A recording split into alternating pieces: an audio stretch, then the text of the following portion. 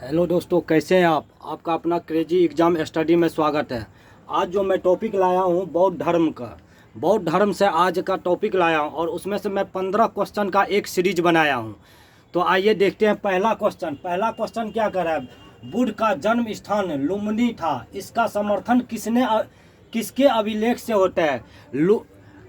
बुद्ध का जो जन्म स्थान था लुम्बिनी, इसका समर्थन किसके अभिलेख से मिलता है? तो इसका समर्थन किसके अभिलेख से मिलता है? तो अशोक के अभिलेख से। किसके अभिलेख से मिलता है? तो अशोक के अभिलेख से। उसके बाद है धर्म चक्र परिवर्तन। धर्म चक्र परिवर्तन कहाँ हुआ था? धर्म चक्र परिवर्तन जो था वो कहाँ हुआ था? धर्म चक्र परिवर्तन सारनाथ में हुआ था। धर्म चक्र परिवर्तन कहाँ पर हुआ था? तो सारनाथ में हुआ था। तो किस बौद्ध ग्रंथ में संघ जीवन के नियम प्राप्त होती है? किस बौद्ध ग्रंथ में संघ जीवन के नियम प्राप्त होते हैं?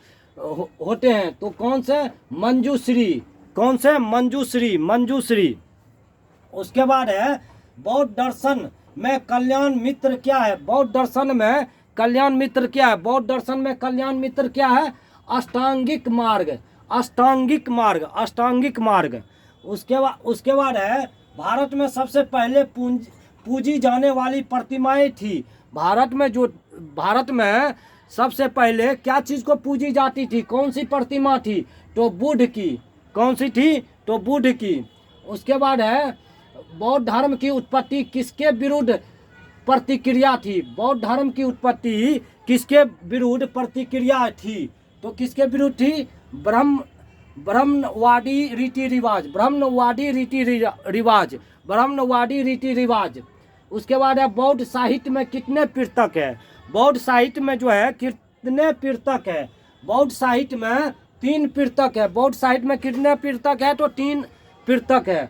उसके बाद है प्रथम बौद्ध समिति का आयोजन हुआ था।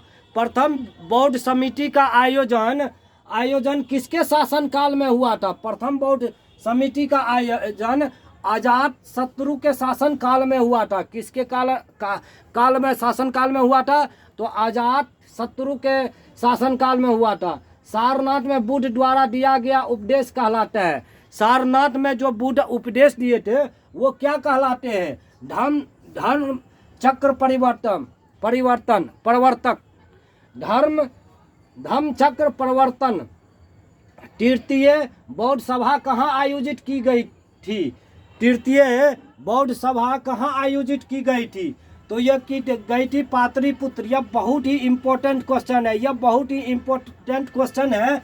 कि तृतीय बौद्ध सभा कहाँ आयोजित की गई थी? तो पाटलिपुत्र में। उसके बाद है बौद्ध संघ मठवासियों का एक संगठन था। बौद्ध संघ जो था मठवासियों का एक संगठन था जो धम्म के शिक्षक बने थे। किनके संगठन थे? जो धम्म के शिक्षक बने थे। बहुत ही इम्पोर्टेंट क्वेश्चन। उसके बाद है बुद्ध की खड़ी प्रतिमा किस काल में बनाई गई? बुद्ध की जो थी खड़ी प्रतिमा किसके काल में बनाई गई थी? तो कुषाण काल में। किनके काल में बनाई गई थी? कुषाण काल में। बुद्ध द्वारा अपने धर्म शिक्षित किया जाने वाला अंतिम व्यक्ति था। बुद्ध द्वारा अपने धर्म दीक्षित किया जाने वाला अंतिम व्यक्ति कौन था? तो सुभद्र। कौन था? तो सुभद्र।